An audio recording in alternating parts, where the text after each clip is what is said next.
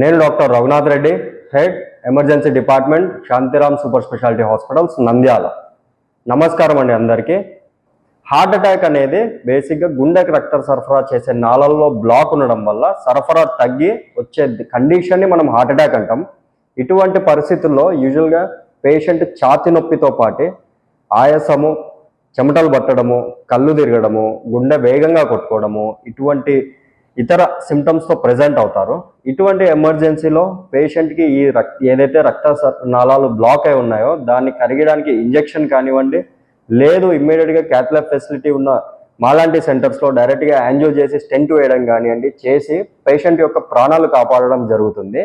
మీకు సర్వీసెస్ అందించడానికి Shantiram emergency department 24 గంటలు 365 రోజులు మీకు అవైలబుల్లో ఉంటుందని తెలియజేసుకుంటున్నాము.